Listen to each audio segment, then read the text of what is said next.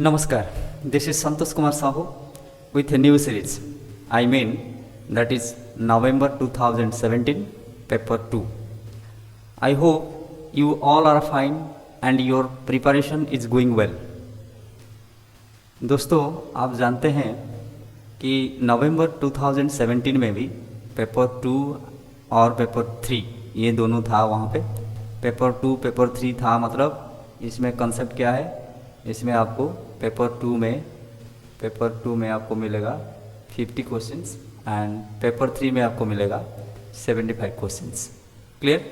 सो ये जो सीरीज है, ये सीरीज में आपको 50 क्वेश्चन डिस्कशन मिलेगा, फिर पेपर 3 जब डिस्कस करेंगे उसमें आपको 75 क्वेश्चन मिलेगा। So let's start the first question. समत्वम योग उच्यते is described in which verse of Bhagavad Gita. So यहाँ पे दिया गया है चैप्टर 3 48, चैप्टर 2 50, चैप्टर 3 50, चैप्टर 2 48। तो अगर आप भगवत गीता पढ़े हो, थोड़ा सा भी उसका जानकारी है, तो आपको समझ में आ जाएगा कि चैप्टर 3 में ये तो नहीं आएगा, क्योंकि चैप्टर 3 में कितना श्लोक होता है, 43 श्लोक है, तो 48 कहाँ से आएगा, ये नहीं होगा। और चैप्टर 3 में 50 भी कहाँ से आएगा, 50 भी नहीं होगा, क्योंकि उसमें कितना श्लोक है, 43 श्लोक है। क्लियर?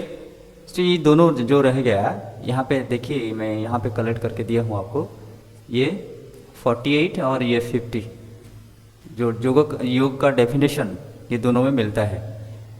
तो 48 में क्या दिया गया है, योगस्थः कुरु कर्माणि संगं त्यक्त्वा धनंजय सिद्ध्या सिद्ध्यो समभूत्वा समत्वम योग उच्यते। This is your answer. समत्वम योग उच्यते मतलब चैप्टर 2 श्लोक नंबर 48। तो ये 50 वाला भी आपको थोड़ा सा याद कर लीजिए, क्योंकि कभी भी आ सकता है। बुद्धि युक्तो यहातिह उभे सुकृत दुष्कृते तस्माद् योगाय युजस्व योगः कर्मसु कौशलम। इसको जो योगः कर्मसु कौशलम, ये भी इसी तरह का आ सकता है। चैप्टर नंबर 2 श्लोक number 50। I hope it is clear. So answer क्या होगा, आंसर होगा option number 4। Clear? So next question is question number 2, propounder of Sankhya darshan. देखिए, ये पहला वाला सीरीज में भी मैं ऑलरेडी डिस्कस कर चुका हूँ। आप अगर नहीं देखे हैं तो पहले जो जनवरी 2017 का जो सीरीज था पेपर 2 पेपर 3, उसमें देख लीजिए, वहाँ पे यहाँ ये वाला डिस्कशन किया गया था। मैं आपको बार बार बोल रहा हूँ कि जो भी क्वेश्चन हम डिस्कस कर रहे हैं, क्वेश्चन वही से आएगा, थोड़ा सा मॉडिफिकेशन होगा, मतलब एग्जैक्ट क्वेश्चन रिपीट नहीं होगा, लेकिन थोड़ा सा मॉडिफिकेशन करके उसको डाल सकता है। इसलिए हर एक क्वेश्चन को जब आप प्रिपरेशन कर रहे हैं, जब आप देख रहे हैं इसको, हर एक क्वेश्चन को नोट डाउन कर लीजिए, जितना भी इंफॉर्मेशन आपको दिया जा रहा है, और उसको बार बार रिपीट करते रहिए। सो हमारा 6 आस्तिक दर्शन और 3 नास्तिक दर्शन पहले डिस्कशन किया था मैंने। सांख्य, योग, न्याय, वैशेषिक, पूर्वमीमांसा एंड वेदांत, ये है 6 आस्तिक दर्शन। और नास्तिक दर्शन Charvaka, Buddhist and Jain philosophy. इनका कौन प्रोपाउंडर है? सांख्य योग का प्रोपाउंडर महर्षि कपिल, योग का प्रोपाउंडर महर्षि पतंजलि, न्याय महर्षि गौतम मुनि, वैशेषिक महर्षि कणाद, पूर्व मीमांसा महर्षि जैमिनी। जो वेदांत जो है, वेदांत का डिफरेंट कैटेगरी है और उनका आचार्य अलग अलग है। जैसे कि अद्वैत वेदांत आदि शंकराचार्य, विशिष्ट द्वैत वेदांत रामानुजाचार्य, द्वैत वेदांत माधवाचार्य, शुद्धाद्वैत वल्लभाचार्य एंड अचिंत्य भेदाभेद चैतन्य महाप्रभु, ये सारा वेदांत का आचार्य है। और चार्वाक चरवाक का कहीं कहीं बृहस्पति कहा जाता है और कहीं कहीं चरवाक कहा जाता है। Likewise Buddhist philosophy Gautam Buddha, Jain philosophy Mahavir Jain. तो यहाँ पे आंसर आपको क्या मिला, आपको दिया गया है सांख्य, ये सांख्य, और उसका प्रोफाउंडर कौन है, महर्षि कपिल। इसका मतलब option number 2। I hope it is clear. So next question, question number 3। According to Patanjali the karma of a yogi is of which type. ये भी हमने डिस्कशन कर चुके हैं पहला वाला सीरीज में। तो ये डिस्कशन आपको मिलेगा, कहाँ मिलता है, चैप्टर 4 जो कैवल्यपाद है, चैप्टर 4 का सूत्र नंबर 7, ये सूत्र नंबर 7 में आपको मिलेगा। तो वहाँ पे क्या दिया गया है, कर्म शुक्ल कृष्ण योगिना त्रिविधम इतरेशम। योगी के लिए शुक्ल अशुक्ल कृष्ण कर्मा यह दिया गया है। कर्मा शुक्ल मीन्स कर्म अशुक्ल कृष्ण, अशुक्ल अकृष्ण। इसको अगर संधि विच्छेद करेंगे हम तो ये इंपॉर्टेंट है, यहाँ पे दिया गया है कर्मा शुक्ला कृष्णम। इसका मतलब अर्थ क्या है, कर्म अशुक्ल अकृष्णम, ये योगी के लिए है। और बाकी जो लोग हैं उनके लिए त्रिविधम इतरेशम, उनके लिए 3 तरह का कर्म। लेकिन योगी के लिए कर्म कैसा है, अशुक्ल अकृष्ण means neither dark nor white, neither black nor white. शुक्ल कर्म जो ये क्या है, वाइट कर्म कहते हैं, कृष्ण कर्म ब्लैक, अशुक्ल अकृष्ण neither white nor black, and शुक्ल कृष्ण मीन्स ये मिक्स कर्म। उसी हिसाब से उसका रिजल्ट भी ऐसा होता है। तो ये जो अशुक्ल कृष्ण this is recommended for yogi. बाकी जो 3 है शुक्ल कृष्ण एंड शुक्ल कृष्ण, ये जो कॉमन पीपल के लिए होता है, योगी के लिए ये नहीं होगा। क्योंकि ये कर्म अगर आप करेंगे तो आपका कर्म संस्कार कर्माशय में जुड़ता जाएगा। लेकिन ये कर्म करने से हमारा कर्म बंधन में हम नहीं आते हैं। I hope it is clear. So next question is question number 4। How many principal nadis are mentioned in Kathopanishad. तो कठोपनिषद में आप अगर देखेंगे चैप्टर नंबर 2 बल्ली नंबर 3 एंड मंत्र नंबर 16, इसमें आपको मिल जाएगा ये जो प्रिंसिपल नाडीज कितना है उसके बारे में। एडी में पॉइंट आपका कहाँ मिलेगा, चैप्टर नंबर 2 बल्ली नंबर 3 एंड मंत्र नंबर 16।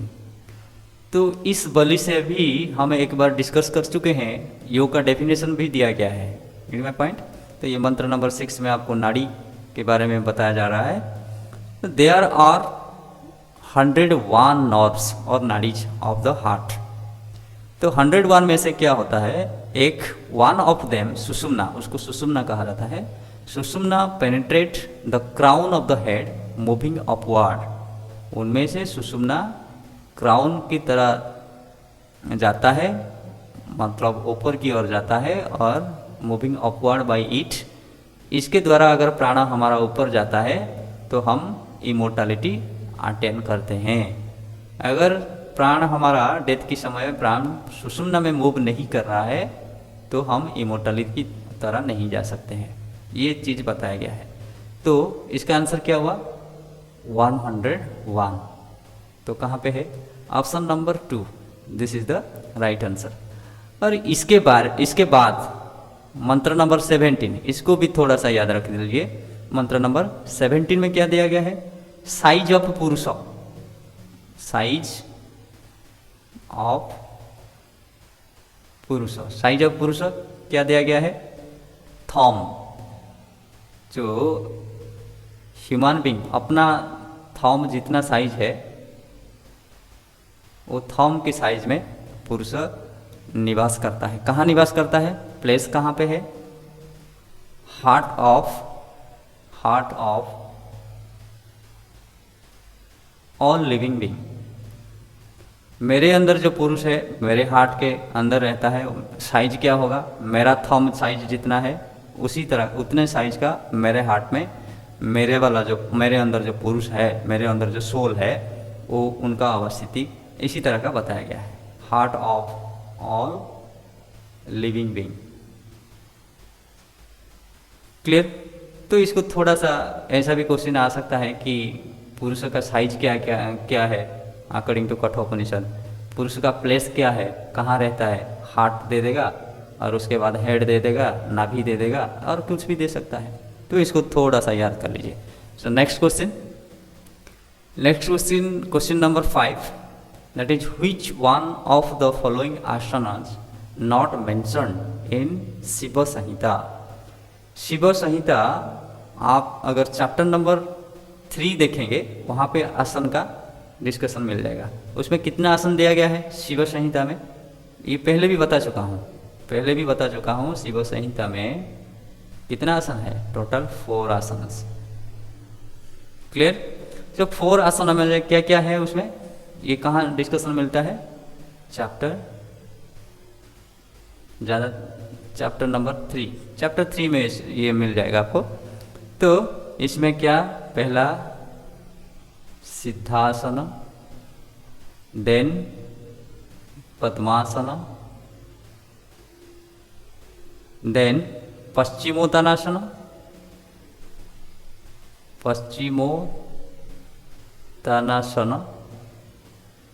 देन स्वस्तिकासन।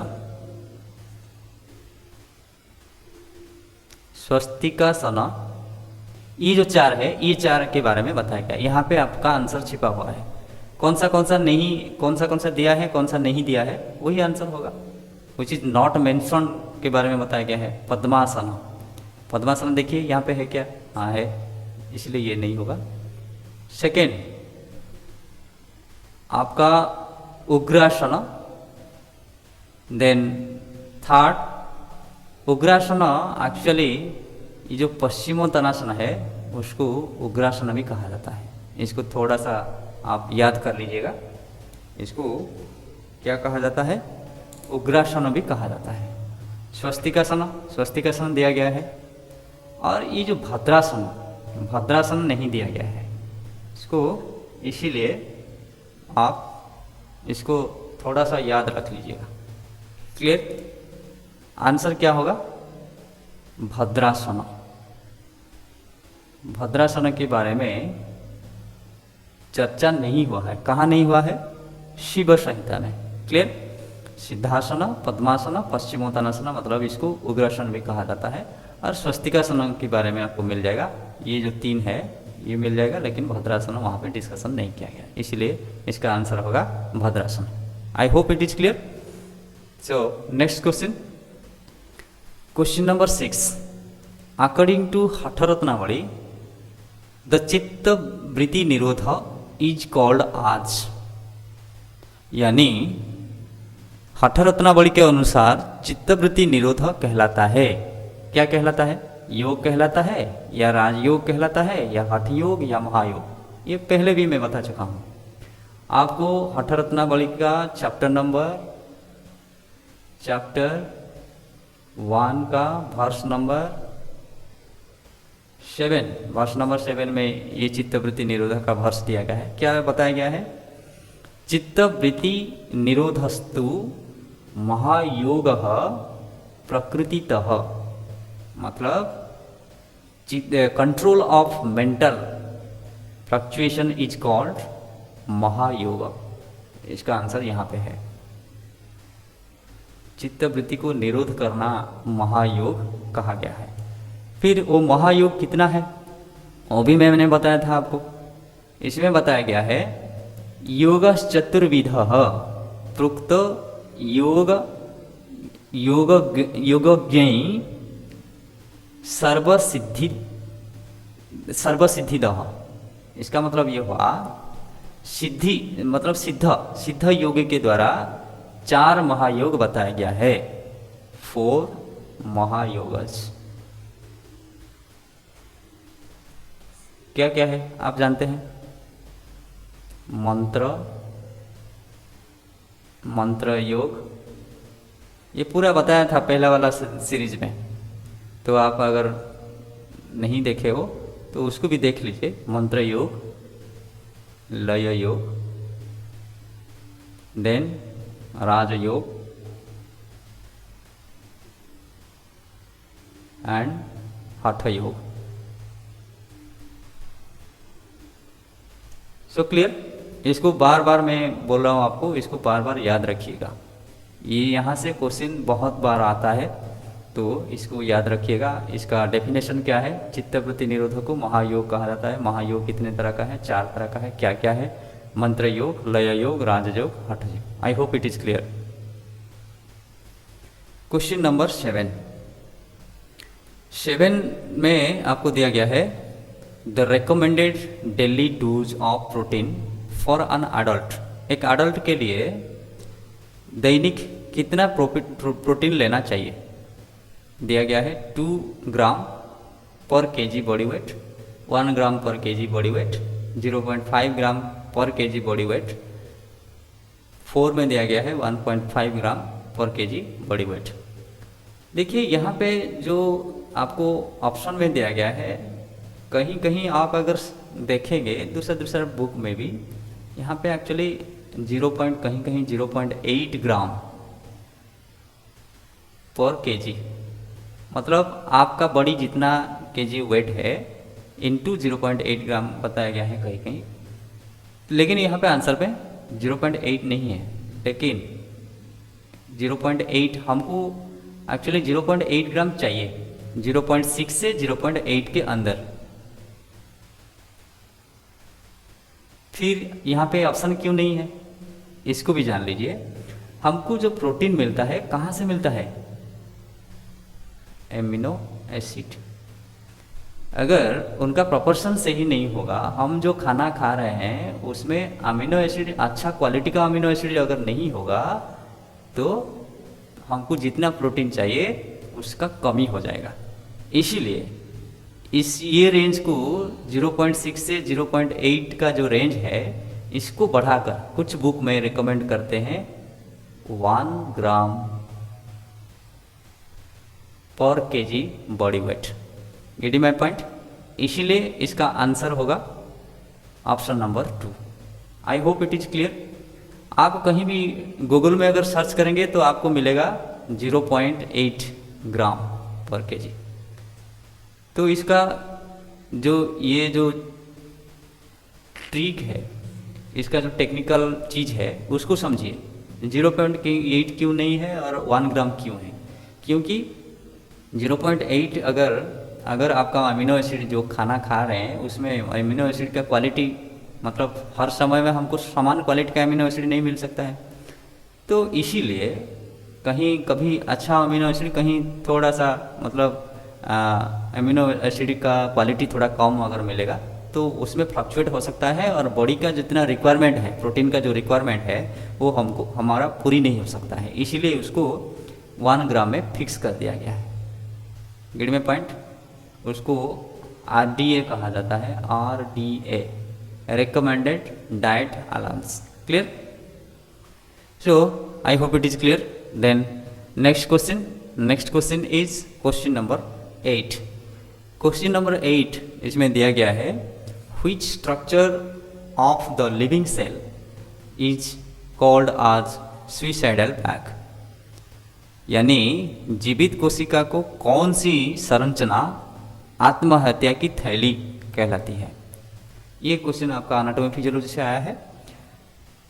तो सुइसाइडल बैग किसको कहेंगे, थोड़ा सा डिस्कस कर लेंगे। 4 जो दिया गया है, सेंट्रोजोम, ये सेल का कंपोनेंट्स है, centrosome, ribosome, lysosome, Golgi apparatus। Centrosome का काम क्या होता है? A centrosome is cellular structure involve in the process of cell division.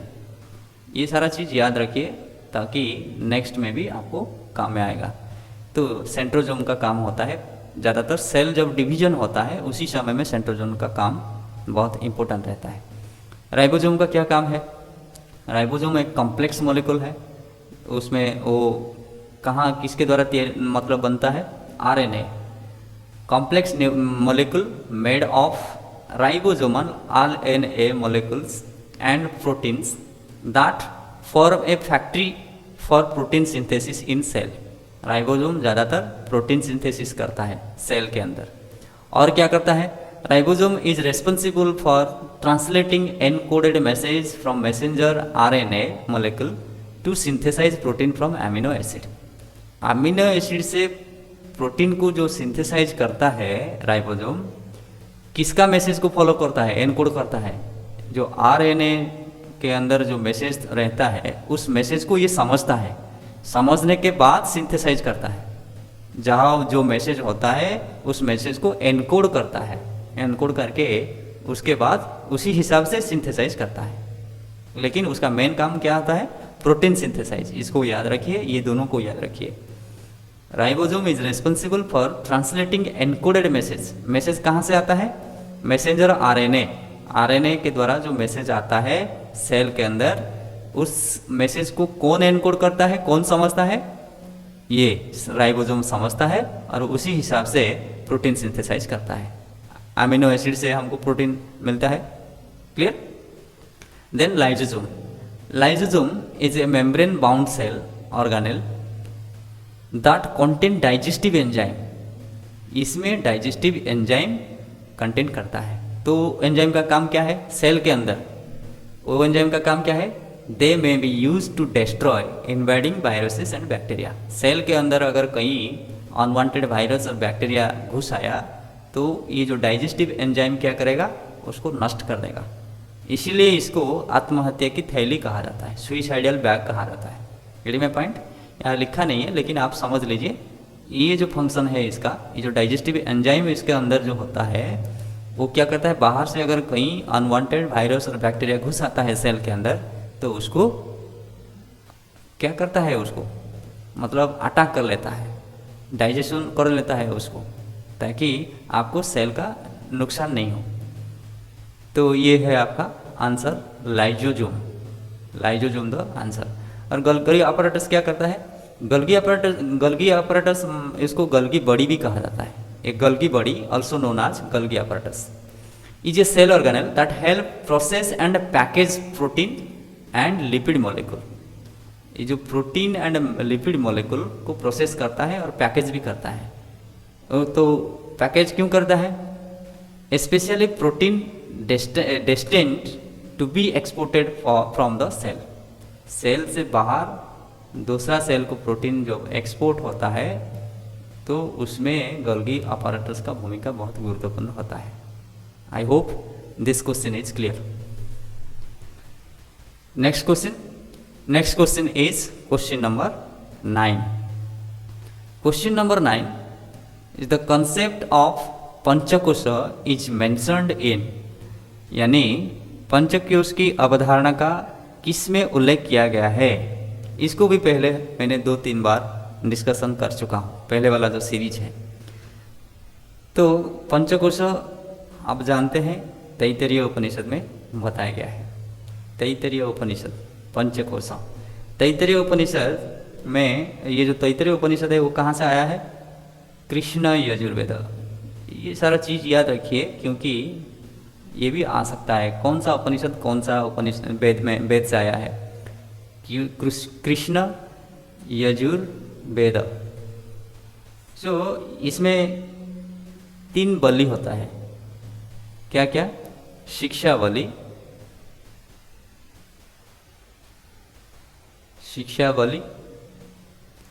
शिक्षा बलि और इसको कहते हैं इंस्ट्रक्शन सेक्शन, जिसमें इंस्ट्रक्शन रहता है, instruction section. Clear? Then second होता है ब्रह्मानंद बलि। ब्रह्मानंद बलि, इसको ब्रह्मन ब्लिस सेक्शन भी कहा जाता है। ब्रह्मन ब्लिस, ब्रह्म का आनंद, ब्रह्मन ब्लिस सेक्शन। और थर्ड सेक्शन होता है, थर्ड बलि होता है। 3 बलि होता है, शिक्षा बलि, ब्रह्मानंद बलि एंड भृगु बलि। भृगु बलि इसमें क्या होता है, भृगु सेक्शन कहा जाता है।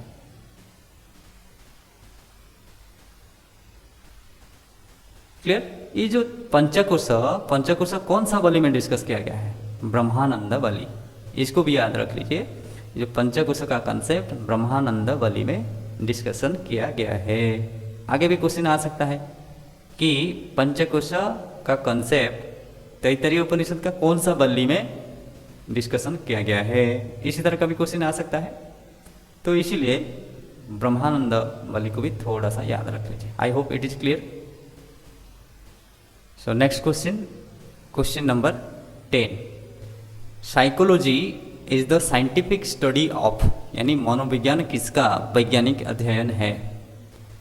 तो साइकोलॉजी का बेसिक डेफिनेशन आप अगर देखेंगे उसमें आपको मिल जाएगा आंसर। साइकोलॉजी क्या है, एक बेसिक डेफिनेशन है, psychology is the scientific study of the mind and behaviour. ये दोनों का साइंटिफिक स्टडी है, सिर्फ मन का नहीं। हम कहते हैं मनोविज्ञान। तो ये मनोविज्ञान सिर्फ मन का विज्ञान नहीं है, ये बिहेवियर पैटर्न को भी वहाँ स्टडी किया जाता है। Study of the mind and behaviour वो वैज्ञानिक ढंग से किया जाता है, ऐसा नहीं किया जाता है, साइंटिफिक वे में किया जाता है। साइकोलॉजिस्ट क्या करते हैं, psychologist are actively involve in studying and understanding mental processes, brain functions and behaviour. ये 3 चीज़ याद रखना, mental processes, brain functions and behaviour. ये पैटर्न को जो साइकोलॉजिस्ट होते हैं वो ये पैटर्न को एक्टिवली स्टडी करते हैं। आई होप आपका आंसर मिल गया होगा। यहाँ पे क्या होगा, आंसर होगा क्या, this is human behaviour and mental process, option number 3। ये सुनो, तो ये जो दिया गया है human behaviour and mental process, soul नहीं होगा, माइंड नहीं होगा, क्योंकि हम ये जो बेसिक डेफिनेशन है यहाँ डिस्कस किए, सोल नहीं होगा, माइंड नहीं होगा, सिर्फ कॉन्शियस नहीं होगा, क्या होगा, human behaviour and mental process. I hope it is clear. So आज के लिए इतना ही। आप सभी का बहुत बहुत धन्यवाद, क्योंकि आप बहुत पेशेंस के साथ इसको सुने। अगर आप फेसबुक में देख रहे हैं तो पेज को ज़रूर लाइक करें, फॉलो करें। अगर यूट्यूब में देख रहे हैं तो सब्सक्राइब करें, लाइक करें। कंटेंट अच्छा लग रहा है तो शेयर करें दूसरे के साथ, और कमेंट ज़रूर करें, ताकि कमेंट के द्वारा क्या होता है, हमको मोटिवेशन भी मिलता है। अगर कहीं कमी रह गया उसके बारे में आप अगर कमेंट करेंगे तब हम उसको सुधार सकते हैं। और क्वेश्चन में डाउट रहा तो हम उसको भी डाउट को क्लियर कर सकते हैं। बहुत बहुत धन्यवाद।